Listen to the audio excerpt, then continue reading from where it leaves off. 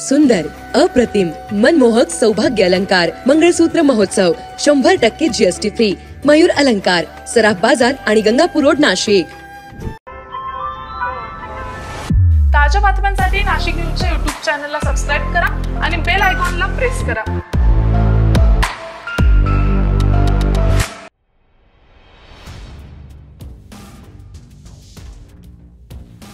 घराच्या छतावर मुसळधार पावसाचे साचलेले पाणी घरात गळत असल्यानं त्याचा उपसा करताना चुलत भावाच्या घराच्या पत्र्यावर हे पाणी पडले.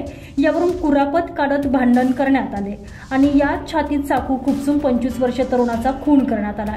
इगतपुरी शहरात जवळील टिटोली येथे झालेल्या या खून प्रकरणी 6 जणांवर खुनाचा गुन्हा दाखल करण्यात आलेला आहे.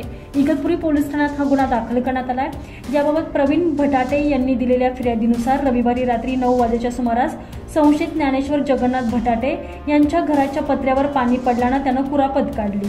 प्रवीण मच्छिंद्र भटाटे याला आणि त्यांच्या कुटुंबियांना शिवीगाळ केली. संशयित राजेंद्र बाबूराव भटाटे, दीपक राजेंद्र भटाटे, नितीन राजेंद्र भटाटे, महेश ज्ञानेश्वर भटाटे यांनी फिर्यादीचा भाऊ दामू उर्फ दिनेश मच्छिंद्र भटाटे याला घराशेजारील बोळीत खेचत नेलं. त्याला मारहाण करण्यात आली. यात ज्ञानेश्वर भटाटे यांना त्याच्याजवळील चाकू त्याचा मुलगा संशयित रमेश ज्ञानेश्वर भटाटेला दिला. संशयित रमेश भटाटे यानं दिनेश भटाटे याच्या छातीत चाकू खुपसून त्याला जीवे ठार मारले असं फिर्यादीत म्हटलेलं आहे.